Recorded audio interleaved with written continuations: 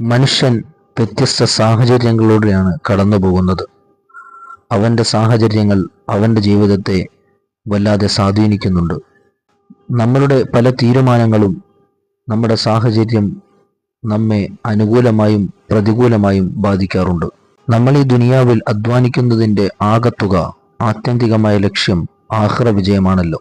ഓരോ സത്യവിശ്വാസിയെ സംബന്ധിച്ചിടത്തോളം അവൻ്റെ ഓരോ സമയങ്ങളും മൂല്യവത്താകേണ്ടത് ആഖിറത്തിലേക്ക് ഉപകരിക്കുന്ന വിധത്തിൽ ഉപയോഗപ്പെടുത്തുമ്പോഴാണ്. ആഖിറത്തിലെ ജീവിത ദൈർഘ്യം മനസ്സിലാക്കിയ ഒരു വ്യക്തി ദുനിയാവിലെ അവൻ്റെ മുഴു സമയങ്ങളും ആഖിറത്തിലേക്ക് ഇങ്ങനെ ഉപയോഗപ്പെടുത്താം എന്നതായിരിക്കും ചിന്ത. ഇമാമുന ശാഫിഈ റളിയല്ലാഹു അൻഹു പറയുന്നത് കാണാം, ഈ രണ്ടു കാര്യങ്ങളില്ലായിരുന്നെങ്കിൽ എനിക്ക് ഈ ദുനിയാവിൽ ജീവിക്കാൻ ഇഷ്ടമേ അല്ലായിരുന്നു എന്ന്. മഹാനവറുകൾ ഒന്നാമതായി പറയുന്നത് സജ്ജനങ്ങളോടുള്ള സഹവാസമാണ്.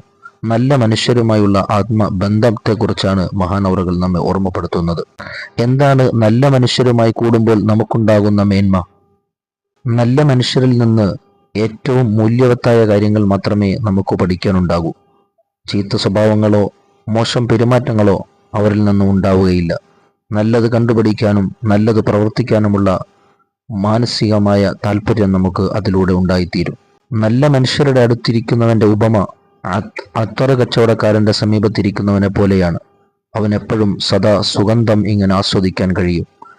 അത്തറ കച്ചവടക്കാരൻ സുഗന്ധം നൽകിയില്ലെങ്കിലും അവന്റെ സുഗന്ധത്തിന്റെ സമീപത്തിരിക്കുമ്പോൾ സദാ സുഗന്ധം ആസ്വദിക്കാൻ കഴിയുന്നത് പോലെ നല്ല മനുഷ്യരുടെ, നല്ല സ്വാലിഹ്യങ്ങളുടെ, സച്ചരിതരായ മനുഷ്യരുടെ കൂടെ ഇരുന്നാൽ നമുക്ക് എപ്പോഴും നന്മകൾ പഠിക്കാൻ കഴിയും. ഇനി ഒരു നന്മയും പഠിക്കാൻ കഴിഞ്ഞില്ലെങ്കിലും ഒരു മോശത്തരങ്ങളും അത്തരം ആളുകളിൽ നിന്ന് ഉണ്ടാവുകയില്ല. ആ രൂപത്തിൽ നമ്മുടെ സ്വഭാവം രൂപീകരിക്കാനും നമ്മുടെ സ്വഭാവത്തെ മെച്ചപ്പെടുത്താനും നമുക്ക് സാധിക്കും. ഇമാമുന ശാഫിഈ റളിയല്ലാഹു അൻഹു പറയുന്ന രണ്ടാമത്തെ കാര്യം അത്താഴ സമയത്തുള്ള അള്ളാഹുവിനോടുള്ള സംഭാഷണത്തെക്കുറിച്ചാണ്. ഒന്ന് ജനങ്ങളോടുള്ള ഇടപഴക്കമാണെങ്കിൽ മറ്റൊന്ന് അവനെ സൃഷ്ടിച്ച് പരിപാലിക്കുന്ന റബ്ബിനോടുള്ള അവന്റെ സംഭാഷണമാണ്.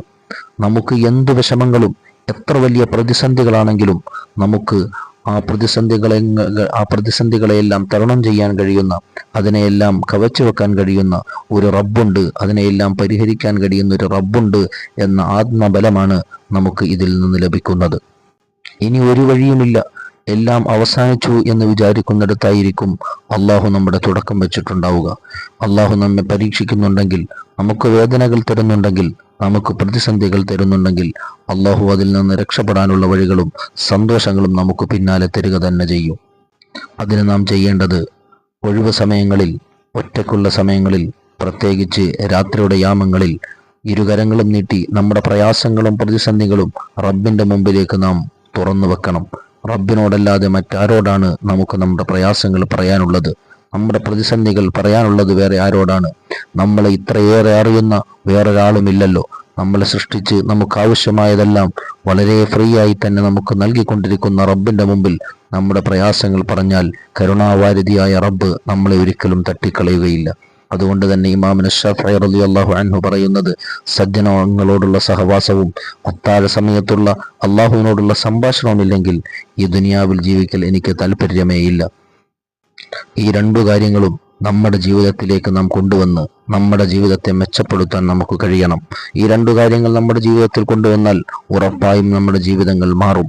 സ്വാലിഹ്യങ്ങളോട് ചേരുമ്പോൾ ആത്മീയമായ വളർച്ച നമുക്കുണ്ടാകും. ദിക്റിനോട് താല്പര്യമുണ്ടാകും. നിസ്കാരത്തോടും ഖുർആനോദലിനോടും നമുക്ക് താല്പര്യമുണ്ടാകും. ആ വിധത്തിൽ നാം അള്ളാഹുവിലേക്ക് നമ്മുടെ കൽബുകൾ തിരിയും. എന്നിട്ട് നമ്മൾ ചെയ്തു പോയ തെറ്റുകളെ കുറിച്ചോർത്ത് റബ്ബിനോട് നമ്മൾ പൊട്ടിക്കരയും. റബ്ബിന്റെ മുമ്പിൽ നമ്മൾ ലജ്ജിച്ചു പോകും. നമ്മൾ ഇത്രയേറെ തെറ്റ് ചെയ്തിട്ടും വീണ്ടും ആ റബ്ബിന്റെ മുമ്പിലേക്ക് നീട്ടുന്ന കരങ്ങൾ അള്ളാഹു തട്ടുന്നില്ലല്ലോ എന്ന് ഓർക്കുമ്പോൾ നമുക്ക് തന്നെ ലജ്ജ തോന്നും. അള്ളാഹുലേക്ക് നമുക്ക് കൂടുതൽ അടുക്കാൻ കഴിയും. ഇത്തരം സാഹചര്യങ്ങൾ ഉപയോഗപ്പെടുത്തി തെറ്റുകളിൽ നിന്ന് വിട്ടുനിന്ന് അള്ളാഹുലേക്ക് കൂടുതൽ അടുക്കാൻ അള്ളാഹു നമുക്ക് തൗഫീഖ് നൽകുമാറാകട്ടെ. ഇരുലോകത്തും വിജയിച്ചവരുടെ കൂട്ടത്തിൽ അള്ളാഹു നമ്മെ ഉൾപ്പെടുത്തി അനുഗ്രഹിക്കുമാറാകട്ടെ.